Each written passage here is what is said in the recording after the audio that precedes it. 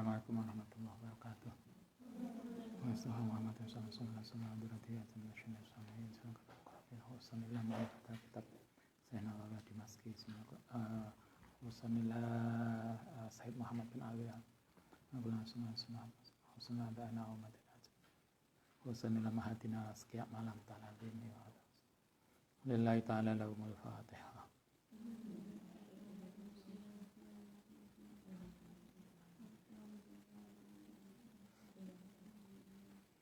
Bismillahirrahmanirrahim. Kita lanjutkan halaman 157. 2 hari kemarin kita libur ya. Mungkin ada yang sedih karena libur. Kemarin kita lagi ada acara 40 harinya Abah. Terima kasih doanya yang ikut tahlil online. Kita akan lanjutkan ngaji kita. Kita bicara tentang hadonah. Kemarin pertemuan sebelumnya kita bicara rodoah, menyusui. Nah, sekarang kita bicara hadonah, pengasuhan anak 157. Walayazalu, alinea paling bawah. Walayazalu lan terus-terusan apa hakul hadonati, hak pengasuhan anak ikulil umi. Untuk ibu ala tifli ngatasi anak kecil. Hak pengasuhan kita ganti bab, ganti diskusi. Kemarin hak rodoah dengan segala aturannya. Nah, sekarang hadonah, pengasuhan anak. Menurut Said Maliki, kalau ada seorang suami istri punya anak kecil ya, tiflun itu mungkin balita. Nah, kemudian cerai, kalau ada perceraian, kemudian ada anak kecil, maka secara otomatis hak pengasuhan anak itu ada di dalam ibunya. Sampai kapan hak mengasuh anak itu secara otomatis menjadi hak ibu? Hatta yumayiz, sehingga sampai anak itu mumayiz. Mumayiz umur berapa? Menjelang balik. Balik itu umur 15. Nah, berarti sekitar umur 10 sampai balik itu mumayyiz. Sampai itu awayah taro, atau kemudian bisa memilih dia ikut ibunya atau ayahnya ketika ayah dan ibunya cerai. Ketika bayi atau kemarin kalau menyusui, maka kita tahu kalau ada suami istri kemudian punya bayi itu umur di bawah 2 tahun, maka maka kewajiban untuk merawat bayi itu ada di dalam ayahnya. Ayahnya yang kewajiban. Nah, karena ayahnya tidak bisa menyusui sendiri, maka maka menyusui itu bisa diberikan kepada ibunya dengan catatan ayahnya memberikan ongkos. Jadi dia tidak menafkahi ibunya karena udah cerai, tetapi sang ayah wajib memberikan ongkos untuk menyusui anaknya sampai umur selesai 2 tahun. Nah, setelah selesai 2 tahun, maka siapa yang merawat balita tadi? Otomatis ibunya. Nah, sampai dia kemudian anak itu bisa memilih apakah ikut ibunya atau ayahnya. Madamat, tetapi otomatis ibu mempunyai hak pengasuhan tadi adalah madamat iya. Selagi ini ana sapa ibu ya ibu iku salihatan litarbiyati, orang yang baik untuk memberikan pendidikan. Tidak dikenal juga ibu yang jahat. Kayak ceritanya siapa? Ibu jahat itu, ibu tiri biasanya. Digambarnya jahat banget. Padahal tidak sedikit ibu tiri yang baik. Muslimatan, muslim, istrinya, ibunya tadi 1, solihatun litarbiyah, diperkirakan, diyakini bisa memberikan pendidikan yang baik pada anaknya. 1. Yang kedua muslimah, dia sama-sama muslimah. Akilatan, pinter. Afifatan, tur bisa menjaga diri. Huratan, tur merdeka, bukan budak. Selain itu adalah wero mangkuhatin, belum menikah lagi. Lais menikah lagi, maka dia tidak lagi mempunyai hak untuk hadonah. Jadi syaratnya dia masih janda. Lil ajnabi menikah lagi pada laki-laki lain. Kalau itu la haqqa lahu, maka tidak ada hak lahu fil hadonati, mestinya laha. Kalau dia sudah menikah lagi maka tidak punya hak hadonah pindah ke ayahnya. Fa'in fasakot, mongko lamun berperilaku buruk, fasik. Kalau ibunya ternyata perilakunya buruk, audo ufa, atau lemah, apa jismuha, fisike ibuke lemah, au ihtala, atau terganggu, apa akluha, mungkin agak aneh, wa ajuzat, lan lemah, anil qiyami, saking memenuhi bil wajibi kelan kewajiban. Nah, kalau ibunya tadi, ibu kandungnya tadi rupanya perilakunya nggak bagus, atau fisiknya lemah, atau akalnya terganggu, atau dipastikan tidak bisa memenuhi kewajiban dia sebagai ibu yang baik untuk mendidik anaknya, fal haqqu mongko utai hak pengasuhan iku li ummiha, maring bae. Berarti ibunya ibu, neneknya. Itu otomatisnya. Tetapi faida aroda nalikane mengendaki sapa abu tifli, ayahnya balita mengendaki atahawula ing pindah, wal intingkol maksudnya ya pindah, mintilkal baldati dari negara itu, orang Indonesia kemudian ternyata mau jadi PKI, yang kemudian keluarganya harus dibawa, ya ahoda mongko boleh mengambil sapa abuhu waladahu ing anake ma'ahu sartane dirinya. Wasakota lan gugur apa hakul mar'ati, hae seorang perempuan fil hadonati, ing dalam hak pengasuhan anak. Kalau jadi pengasuhan anak yang kemudian menjadi otomatis milik ibunya selama ibunya belum menikah lagi dan dia dipastikan bisa mendidik anaknya dengan baik, itu adalah kalau mantan istri dan mantan suami berada dalam satu negara. Kalau kemudian ternyata suaminya pergi ke luar negeri, maka anaknya bisa dibawa. Karena anak itu akan menjadi nasab, menjadi dinisbatkan pada ayahnya. Ila antusafiro, kalau ayahnya pergi maka hak pengasuhan bagi ibu selesai. Ila antusafiro, kecuali ento pergi sapa mar'ah ma'ahu. Tapi ngapain? Wong sudah cerai, kemudian masih ngikuti pergi mantannya. Itu jenenge kan enggak move on. Ya move on ya. Wong kelewat kok. Ya wassalam lah. Ila antusafiro ma'ahu. Nah, itu kalau anaknya masih balita, belum mumayyiz. Nah, sekarang bagaimana kalau sudah mumayyiz? Fa idza mayaza, nalikane wis pinter, sudah mumayyiz, sapa alwaladu anak, kalau anaknya sudah bisa memilih untuk mengikut ibunya atau ayahnya, dia sudah bisa menentukan pilihannya, fal aslahu, mongko utai yang lebih baik iku ayakuna. Ya sapa anak iku inda abihi.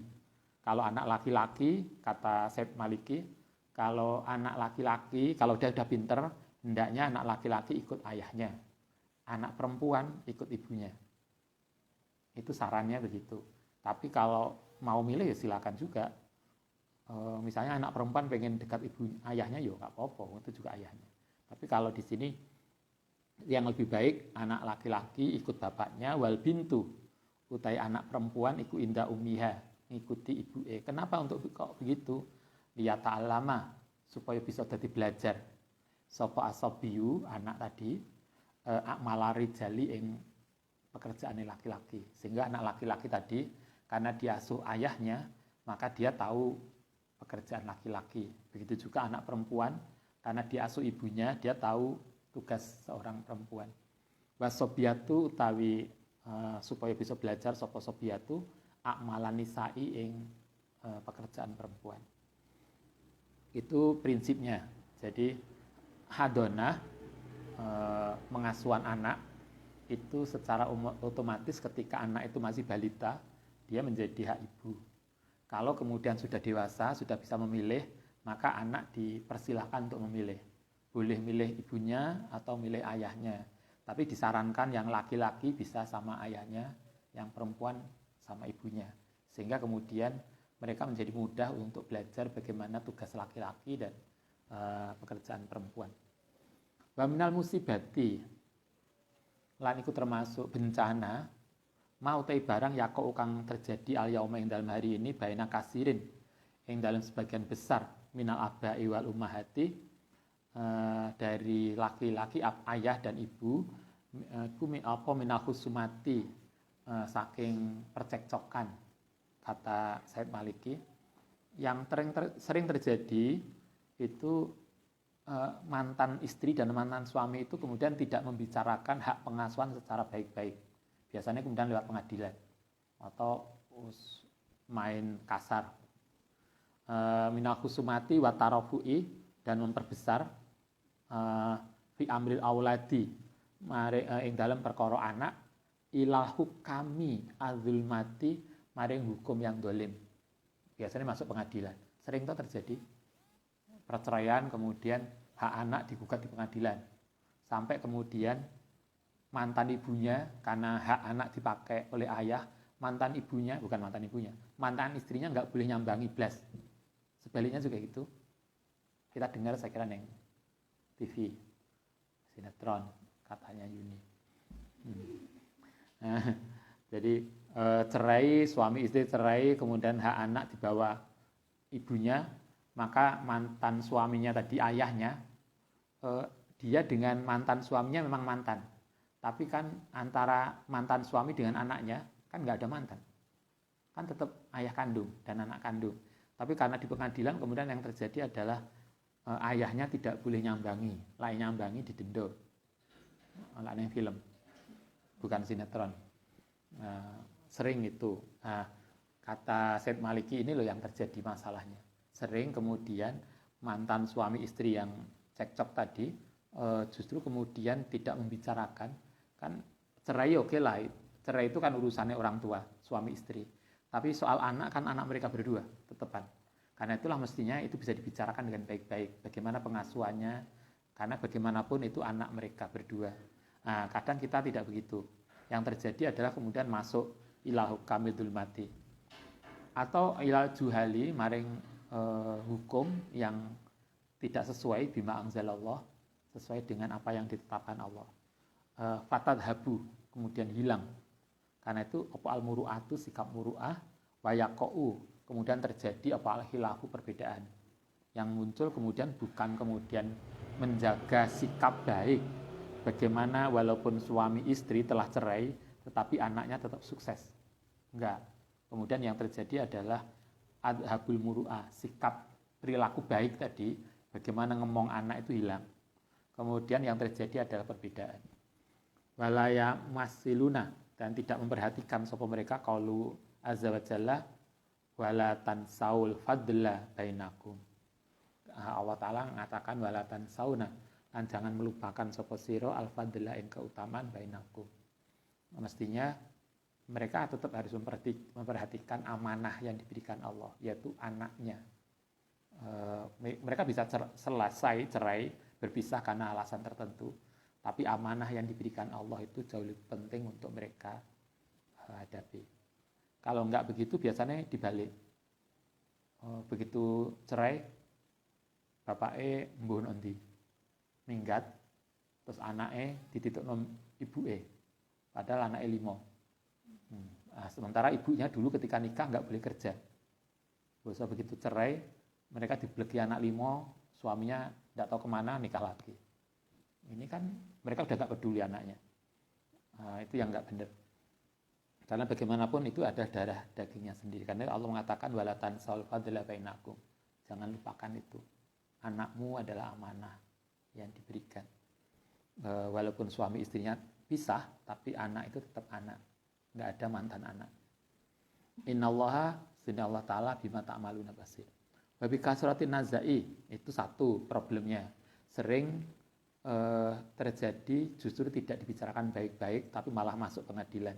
Sehingga kemudian yang muncul bukan sesuatu yang baik, tapi malah merugikan. Yang kedua, yang problem lagi, yang termasuk persoalan yang sering muncul adalah babi kasratin nazai. banyak naza, perdebatan. Suami istri ngengkel, debat untuk hak ini. Watazidu, karena itu menjadi tambah opal adawatu, permusuhan, wayasbihu. Akhirnya suami istri bermusuhan dengan keras karena banyak perdebatan yang permusuhan. Akhirnya wayasbihu lan dadi sapa atiflu, anak kecil tadi iku fi hairatin dalam bingung. Anaknya malah bingung. Suami istri, bapak ibuke tukaran, anaknya kan bingung. Iki milih mboke, kalau dia dukung ibunya, dia musuhi bapake. Kalau dia dukung bapake, dimusuhi ibuke. Oh ngono ya, saiki dukung bapakmu ya. Biasanya kan gitu. Lali ambek mae, lan dukung mae, oh awas ya bapake. Kadang malah kita sering toh, yang sering terjadi, bukan sering lah, jarang, tidak jarang terjadi. Kemudian bapake, ibuke tengkar. Salah satu dari tim orang tua itu kemudian ngobong-ngobongi anaknya. Iku lho bapakmu lho suka ini. Coba anaknya diajak ngerasani bapaknya. Terus itu bagaimana mungkin? Anda yang di rumah, kalau mungkin kita bisa punya persoalan dengan suami atau dengan istri, itu persoalan kita berdua. Tetapi jangan diajak anak itu untuk musuhi bapaknya. Atau jangan diajak anak kita memusuhi ibunya. Itu kan berarti mendidik yang nggak baik. Bolehlah kita berbeda pendapat karena biasa toh suami istri itu bisa berbeda. Tapi jangan kemudian anaknya, karena anak kita bagaimanapun dia harus menghormati orang tuanya. Bagaimana kemudian kita, Anda kemudian ngajak anak kita untuk memusuhi bapaknya karena kita lagi tengkar dengan bapaknya. Atau sebaliknya, bapaknya ngejak anaknya untuk membenci ibunya. Itu salah satu hal yang sangat tidak benar. Sehingga kan kita diajarkan dulu kalau wong tua, lah kita tukaran, ya silahkan lah tukaran kalau memang ada masalah, tapi jangan di depan anak. Nanti anaknya bingung, ini bapaknya lapo. Jangan tengkar dengan di depan anak kita. Kalau di depan anak itu tunjukkan yang enak, yang romantis, tunjukkan anak itu loh. Kak, orang tua kita ya, romantis, gitu kan. Jangan tukaran ning ngarepe anaknya. Nanti kan anaknya akan mengesankan tentang orang tua kita, bapak kita, ibu kita, dan seterusnya, yang nggak benar. Azidu khairu amri waladi yuhibbu, demen umahu ing ibuke wala yuridu. Akhirnya kan anaknya bingung. Dia cinta ibunya, sebetulnya bela ibuke, tapi gak pengen wala yuridu lan tidak menghendaki firaqo abihi, untuk pisah dengan bapaknya. Dia suka bapaknya karena bapaknya ganteng misalnya, tapi dia juga nggak mau kalau ditinggal ibunya. Akhirnya kan anaknya yang kemudian menjadi korban karena kesalahan orang tua tadi. Dan itulah jangan memperlihatkan pertengkaran kita. Kalau kemudian tengkar, jangan tengkar di depan anak sehingga anak kemudian menjadi korban itu. Wa khairun laki, nah karena itulah suatu yang baik laki untukmu ya sayyidati, para ibu, para mak-mak, idza arafa nalekane ngerti as-saghira ing anak kecil kaifa yastaqilu, bagaimana kurang biaklihi kelan mangannya, wa syurbihi wa husli adhihi, lancara mandinya, antusallimihi ento menyerahkan sopo sayyidati mak tadi ing anak ila bihi, fatas tarihi, kemudian merasa bisa istirahat minatabi saking kesulitan. Karena itulah kita diajarkan oleh Said Maliki, Anda yang ibu itu biasanya tahu toh mangane anake piro, cara mandinya gimana, minumnya kayak apa, itu yang kenal kan ibu. Jangan, kalau kita memang benar-benar menyayangi anak, janganlah apa yang kita dekat dengan anak kita, kemudian kita nggak mau ngopaini anak kita, kemudian kita serahkan anak kita kepada bapaknya. Karena kemudian di sana nanti bapaknya nggak ngerti. Nah, kalau kita benar-benar menyayangi anak kita, bagaimana mungkin seorang ibu kemudian bisa tega begitu? Begitu juga bapaknya. Kalau kita sebagai laki-laki menjadi bapak, kalau kita seorang ayah itu sayang pada anaknya, bagaimana mungkin kita kemudian nggak ngasih biaya hidup anak kita, walaupun anak kita mungkin ikut ibunya, yang ibunya sudah cerai dengan kita. Kalau Anda yang di rumah jadi ayah yang baik, nggak mungkin akan membiarkan anak kita tanpa kita openi, kita tanggung biaya kehidupan dan pendidikannya. Begitu juga kalau kita seorang ibu yang baik, nggak mungkin membiarkan anak-anak kita dirawat oleh orang yang nggak ngerti psikologi anak kita. Yang ngerti psikologi anak kita kan ibunya. Yang ngerti kebutuhan anak kita itu kan ayahnya. Walaupun ayah dan ibunya pisah, kalau mereka benar menyayangi anaknya, mereka tidak akan membiarkan mereka tidak terawat dengan baik. Wayak fiki lan oleh nyukupi sopo abuhu ki ing sira sapa abuhu ibuke muknatal infaki ing biaya nafkah ali ngatasi anak. Kalau ayah, kalau Anda menjadi ayah yang baik, tidak mungkin membiarkan anak kita tanpa biaya. Kemudian diserahno, Allah kan sudah dirawat ibunya. Enggak. Ibunya kita memang cerai dengan ibunya, tapi dengan anak kita enggak. Karena itulah anak tetap harus menjadi bagian dari tanggung jawab ayah untuk nafkahnya. Kayaknya kalau kita memperhatikan ini nggak akan ada deh anak yang kemudian menjadi korban perceraian. Karena suami, ayah, dan ibu tetap akan memperhatikan. Mereka bisa pisah, suami istri bisa pisah, tapi hak untuk merawat anak yang hasil pernikahan mereka berdua tetap menjadi tanggung jawab mereka berdua. Wal iyanatu lan membantu bitaklimi kelan pendidikane anak, wa muraqabati lan muraqabah mengawasi anak. Wa bi husnil muamalati lan kelawan muamalah yang baik, wal muhafadzati lan menjaga alal jamili ing atas sesuatu yang baik bainakuma antarane kalian berdua, suami istri. Maka silahkan bagaimana merawat anak itu bisa dibicarakan berdua antara mantan istri dan mantan suami. Ya taradadu alaiki bisa berulang-ulang alaiki ing atase sira bi wayazuruki lan oleh ziarah silaturahmi fi kulli hinin ing dalam setiap waktu. Kapan misalnya ada suami istri pisah, anaknya di pondokno, kapan ayahnya menyambangi, kapan ibunya menyambangi, sehingga anak tetap menjadi bagian dari yang tidak terpisahkan dari tanggung jawab orang tua, walaupun orang tua mungkin berpisah.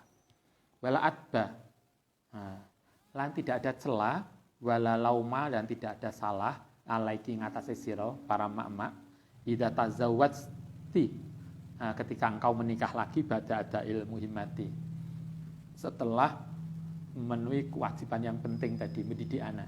Kalau anaknya kemudian sudah dewasa, sudah bisa mandiri, maka tidak ada masalah kalau ibunya nikah lagi atau ayahnya nikah lagi. Tapi yang pasti adalah anaknya tetap terjaga dan terdidik dengan baik. Atau wataslimal waladi, atau menyerahkan anak ila ahlihi maring keluarga suaminya. Watalimina lan mendidik sapa sira mak-mak annahu idza sabata nalikane tetep alika ngatas sira syar'an endal menurut syariate annaki sedune sira iku tarikatun meninggalkan li salati maring salat ayo muqassaratan utawa mengkosor kurang biwajib tarbiyati ing dalam kewajiban untuk mendidik anak. Au kana utawa ana apa albaitu rumah alalitas kaniyahu yang ngenggoni menempati sapa sirahu ing rumah ghairi sholihin sesuatu yang tidak baik lil baqai fihi untuk tetap fihi ing dalam rumah. Yukhadu minka saking sira sapa tiflu anak kohron hale maksa wala faidatan lan ora ana faidah bi kasrati syaghobi ing banyaknya kekacauan wa taradudi lan bolak-balik lilahu kami maring pengadilan. Artinya di sini kalau Syed Maliki mengajarkan silakan lebih baik cara pengasuhan anak itu dibicarakan antara mantan suami dan mantan istri kalau mereka cerai. Jangan kemudian mereka memenangkan persoalan lewat pengadilan. Karena kalau itu yang terjadi biasanya kemudian kita hanya menang secara formal hukum, tetapi kemudian anak itu menjadi korban dari percekcokan suami istri. Sehingga yang diharapkan adalah bagaimana karena hak mengasuh anak adalah kewajiban. Itu amanah dari Tuhan dan kewajiban orang tua. Kalau kemudian antara suami istri itu cerai, maka silahkan bisa dibicarakan baik-baik. Cerai secara hukum, tetapi mengasuh anak tetap menjadi kewajiban mereka berdua. Sehingga silahkan bisa dibicarakan dengan baik tanpa harus lewat pengadilan, yang justru hanya akan membuat persoalan bukan menjadi damai, tapi kemudian menjadi sesuatu yang panas dalam perasaan dan hubungan suami istri. Wa alaika lan ngatasi sira murajiatul mutalaqati, perempuan yang ditalak raj'i, min abnaika saking anakmu wa ihwanika lan saudaramu bil husni, tetap dengan pergaulan yang baik. Diharapkan bapak sebagai orang tua, ibu sebagai orang tua tetap bisa menjalin hubungan yang baik dengan anaknya. Bahkan tidak hanya dengan abna, tapi juga wa ihwanika. Wa takulina lan ngucapo sapa sira kabeh lahu maring tadi abna dan seterusnya al khaira ing sesuatu yang baik. Perceraian tidak kemudian membuat hubungan menjadi tidak baik. Tapi cerai itu hanya pada persoalan legalitas sah dan tidaknya hubungan suami istri. Kalau kemudian harus terpisah, maka diharapkan relasi itu tetap terjalin baik. Kayak Anda lah, semester 1 pernah hubungan dekat dengan seseorang, kemudian pisah, kan tetap aja toh ketemu negur, bukan kok ketemu langsung melengos dewe, kayak gak kenal. Dulu kelihatan apa, sekarang kelihatan apa. Biyene, pokoknya mbak, kayak gak ono lah, sing perhatian. Aku rung tangi kelus di bel, terus di WA, sahur apa yang, manggilnya papa mama, bosok ini ruwet, mestinya enggak lah. Kalau kemudian harus terpisah, ya terpisah aja. Itu hanya untuk memastikan legalitas hubungan. Tapi kemudian silaturahmi ini kan tetap enggak, hanya tetap terjaga dengan baik, walaupun mungkin intensitasnya berbeda. Watu hadirunahu, dan memberikan peringatan sapa sira hu ing anak-anak soal akibati ing keburukan akibat yang buruk minatafriki saking perpisahan bainal walidati antara seorang ibu wa waladiha lan anake liwiri hajate. Dan Anda yang di rumah kalau kemudian pisah dengan bapake karena alasan tertentu, maka anak jangan sampai dibuat kayak tadi yang Ustaz ceritakan. Kemudian diajak musuhi bapaknya. Ini gara-gara bapakmu, ini ibumu dadi ngene. Kelingan kan dedes. Yang kemudian dia dinikahi oleh Tunggul Ametung. Kemudian oleh Tunggul Ametung, dengan Tunggul Ametung dia hamil. Kemudian dinikahi oleh Kenarok. Kemudian kan membocorkan rahasia atau dia dulu loh sing matiin bapakmu dulu. Makanya kan anak sama anak keturunannya Ken Dedes sama Tunggul Ametung dengan anak Ken Dedes bersama Ken Arok, akhirnya kan saling menjatuhkan. Itu kan kesalahan ibu yang kemudian ngojok-ngojoki anaknya untuk ini. Kalau kita belajar sejarah di Singosari kan gitu toh. Itu kan karena keperucut ngomongnya, mungkin nggak sadar. Nah, kita diajak begitu. Bagaimanapun kita harus tetap seseorang bisa berpisah dengan suami dan istrinya, tapi jangan melibatkan anak untuk memusuhi orang tuanya. Jangan sampai ibunya ngojoki anaknya untuk membenci ayahnya atau sebaliknya. Ayahnya ngomong bapak ibumu yang jane. Akhirnya kan anaknya malah membenci ibunya atau sebaliknya. Li ghairi hajatin wa sadaqallahu ta'ala innama amwalukum wa auladukum fitnah. Bahwa innama amwalukum mangke mestine utawi hartamu wa auladukum lan ibumu anakmu itu fitnatun, memang bisa jadi fitnah. Itu Allah memperingatkan aja, tetapi hendaknya kita tidak karena sudah diperingatkan Tuhan, maka hati-hatilah itu. Jangan sampai kemudian kita justru terjebak pada fitnah itu yang Allah sejak awal sudah memperingatkan kita. Wallahu indahu ajrun azim. Kalau kita bisa memelihara itu, menjaga itu, indahu ajrun azim, maka akan mendapatkan pahala yang luar biasa. Oke, saya kira begitu. Nanti akan kita lanjutkan besok insya Allah dengan pasal tahdidun nasl. Tahdidun nasl itu membatasi kelahiran. Kalau bahasa kita apa? KB. KB. KB bahasa Indonesia, bukan KB bahasa Madura. Lah KB bahasa Madura itu apa? Dikabehno. Oh, akhirnya naik akeh. Kok naik akeh? Ini KB. Kita tahdidun nasl, membatasi kelahiran. Ada pertanyaan. Ya. Bagaimana? Assalamualaikum. Saya mau bertanya, ketika ibu dimadu oleh ayah, tapi si ibu tidak terima dimadu, apakah itu ayahnya dosa? Yang memadu kan bukan ayah. Yang memadu kan suami. Iya.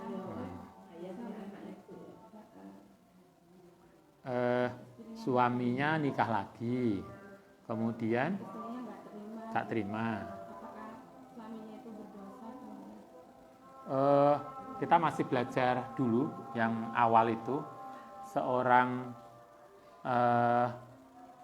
istri wajib menjaga istri harus taat pada suami, tapi suami kan juga harus menjaga istri.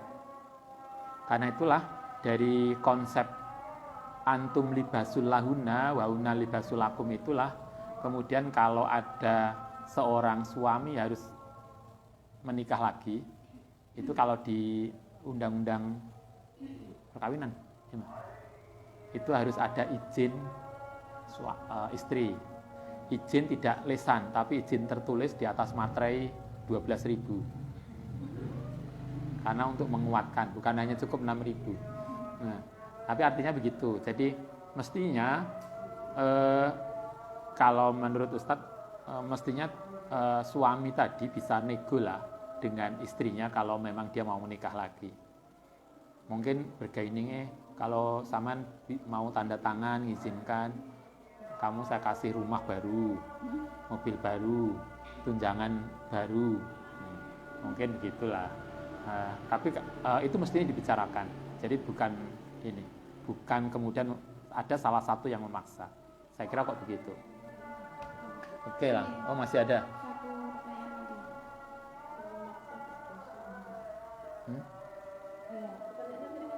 Satu pertanyaan lagi. Ini kan persoalannya, saya nggak bisa menjawab ini berdosa atau tidak, tetapi ini tidak baik untuk dilakukan. Jadi hendaknya itu kan dibicarakan antara suami istri. Jadi kalau kita ngaji sejak awal itu kan relasi suami istri itu harus dikomunikasikan, karena pada dasarnya seorang istri dan suami itu adalah satu bagian yang satu dengan yang lain saling menutupi, saling melengkapi. Sehingga kan kemarin kan kita sampaikan kita itu sering yang muncul di dalam kebiasaan masyarakat kita, bahkan termasuk dalam masyarakat Islam, itu kan mengutip hadis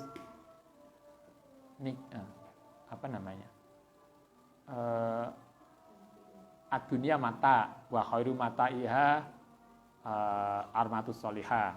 Kemudian ada lagi nisaukum harsulakum. Pokoknya istri menjadi objek aja. Sehingga kemudian ada lagi nikah tentang 4. Itu iya, bahwa ada aturan nikah boleh 4, iya, lebih dari 1 maksudnya. Bagi suami itu iya, tapi kan di situ ada aturan main toh yang kemarin sudah kita bicarakan. Jadi ada syarat-syarat untuk apa nikah lebih dari 1 dan seterusnya. Dan itu yang mestinya harus difahami juga oleh suami, bukan sekedar menikah lagi, tetapi bahwa nikah lagi itu adalah diperbolehkan di dalam konteks untuk problem solving sosial.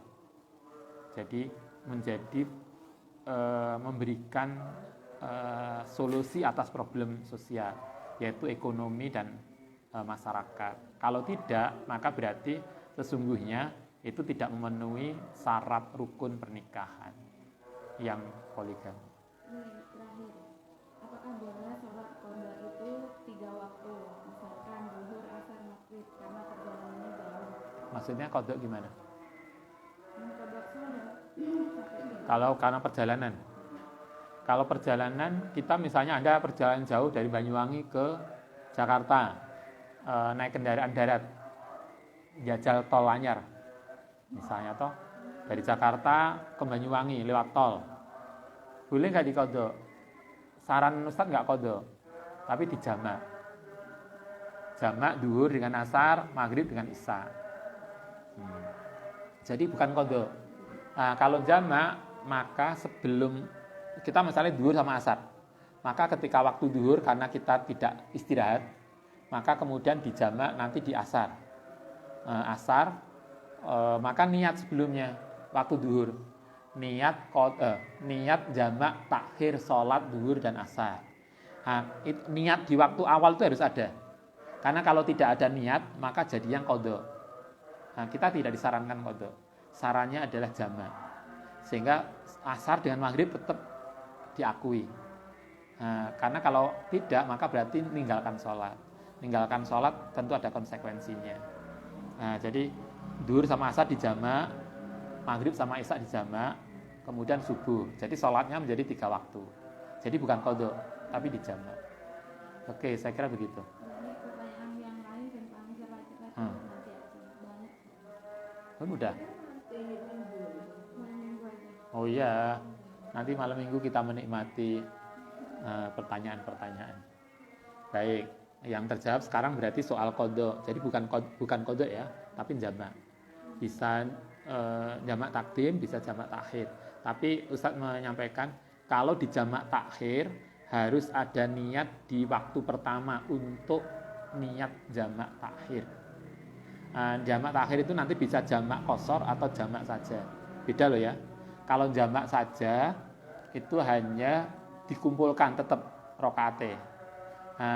Kalau qashar berarti dikurangi. Itu aturannya beda.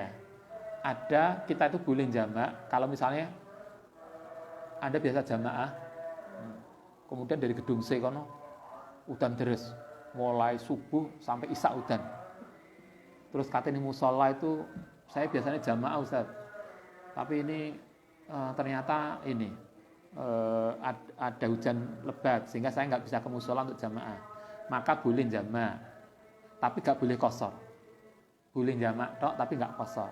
Qashar itu hanya diperbolehkan kalau kita bepergian, dan itu dilakukan setelah lebih dari 80 kilo. Ada yang boleh jamak tok, ada yang boleh jamak qashar. Nanti aturannya ada. Baik, semoga bisa menanggapi pertanyaan. Al-Fatihah.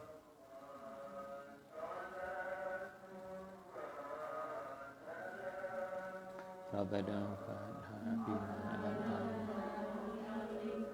Ladi fa'una bifaqihna